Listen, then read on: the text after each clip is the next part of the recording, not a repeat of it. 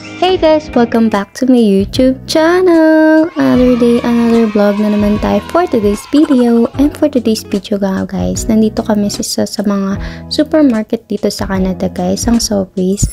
So itutur lang namin kayo kung ano itsura ng loob ng Sobeys at kung ano yung makikita nyo dito.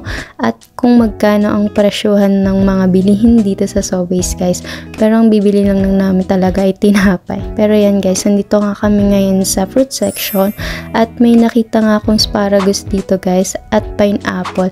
So yung pineapple dito guys, nagkakalaga siya ng 6.99. So pag kinonvert siya sa peso, umaabot lang naman siya ng 280 pesos guys. So nandito na din kami ngayon sa may pastry section guys. Di makikita nyo yung mga pastry nila, cookies, buns, cakes, muffin, at iba't ibang uri pa ng tinapay guys. Dito nyo siya makikita sa section na to. Compare sa Pinas guys, kasi paglabas pa lang natin ng kanto may bakery na. Dito wala guys. Dahil walang malapit na bakery dito sa amin, kundi supermarket lang.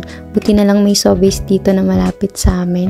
Kaya pag wala na kaming bread at nagkikrave kami ng mga sweets, dito na lang kami dumidiretso at bumibili ng cake at bread. At makikita nyo guys dito yung presyo. Nasa 4.49 ang isang slice. So nagkakalaga siya ng 200 plus guys.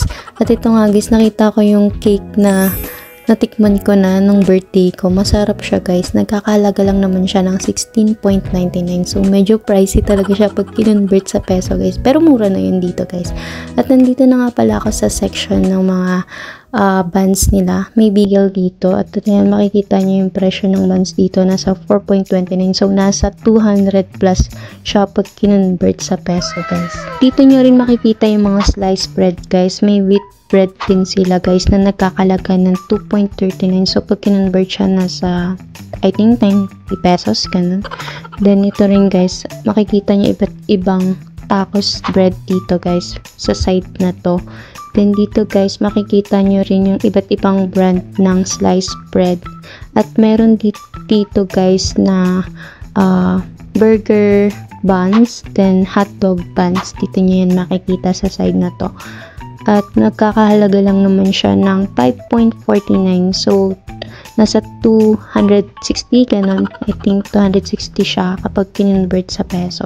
Then dito naman tayo sa mga prutas guys. May nakita akong banana dito. So guys, ang isang kilo pala nito ay nasa 1.74. Pag kinonvert naman natin siya sa peso per kilo, nasa 70 peso siya guys. So dito naman tayo sa mga gulay guys. Meron ka dito makikitang green onion at makikita nyo rin na may yellow siya para tumagal na yung lifespan ng mga gulay. At itong broccoli guys, nasa 5.49 siya. Diba mahal? Nasa 200 something. Ganun. Tapos ito, nasa 7.49 yung berries. At may nakita nga akong cute na tomato dito. Tapos malalaking onion din. Avocado din guys. May nakita ako dito. So nasa 2.99 siya guys.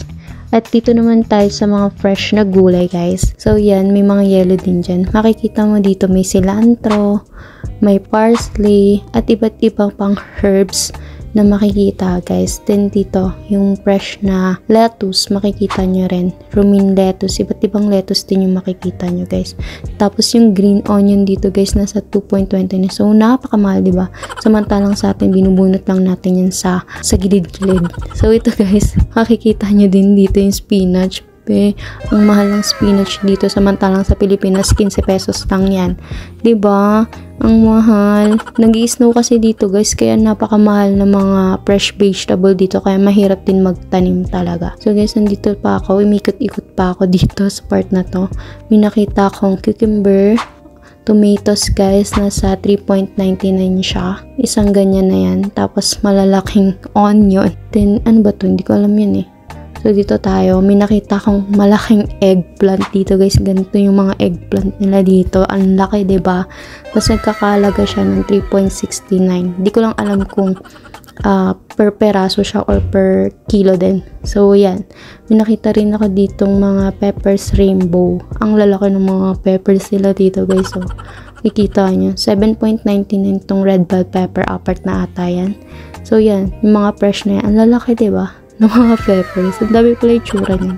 So, ito may jalapeno akong nakita. Ito naman tayo sa kabilang side, guys. May nakita ko ditong tomato na napakakinis ng balat. Mas makinis pa yung balat ng tomato kaysa sa mukha ko. Charot! Kasi ito, guys, may cucumber din ako nakita. May malaki, may maliliit yung cucumber dito, guys. Ayan, maliliit siya. Mini seedless cucumber ang tawag sa kanila. Tapos, iba't ibang uri ng tomatoes meron din dito, guys.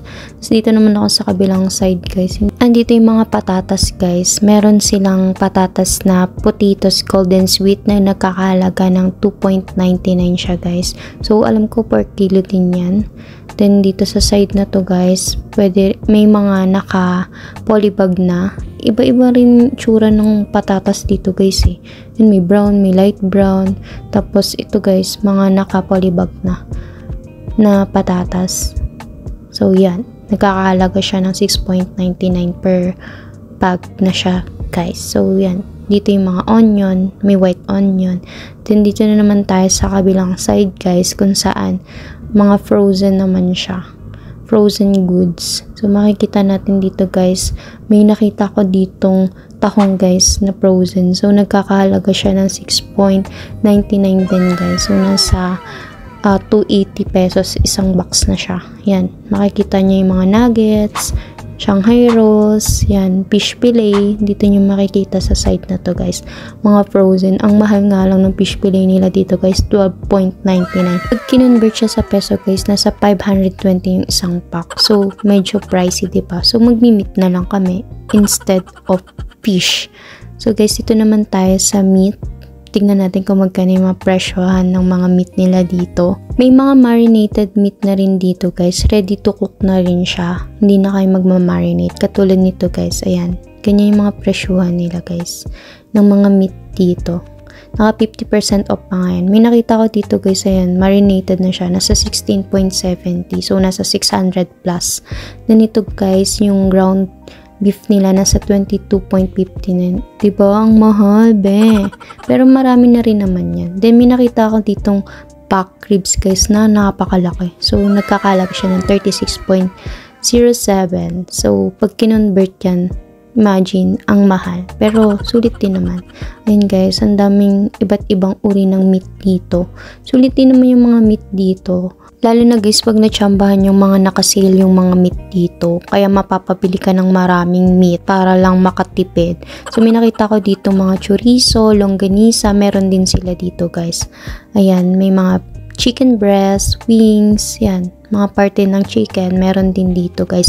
At may nakita ko ditong ham, guys. Ganito yung itsura ng ham nila, guys. Iba-iba ding itsura. Medyo expensive lang din talaga yung mga ham nila dito, guys. Nakita nyo ba yan? 19.29, 17.29. Pero siguro may mura pa. Hindi ko lang nakita. Ayun lang, guys. Once talaga nasa abroad ka, do not compare yung cost of living from the Philippines from the other country. Kasi iba talaga yung presyuhan. At kapag kinonvert mo talaga siya, 2 peso, mahal talaga. So, masasabi mo talaga yung mahal ang cost of living sa ibang bansa. Kasi iba naman talaga yung presyo ng bilihin sa ibang bansa compare sa Pilipinas. At dito kasi sa Canada, guys, yung pera is times 40. So, mahal talaga siya. Pero yung mga presyo dito ng bilihin is reasonable naman. At kung kumikita ka naman ng malaki, kaya mo siyang mabili. Dito ko na nga tinatapos ang video na to, guys. Share ko lang sa inyo kung magkano ba talaga ang mga presyuhan ng mga bilihin dito sa Canada, guys. At I hope you enjoy this video. And thank you for watching, guys. See you to my next vlog. Bye!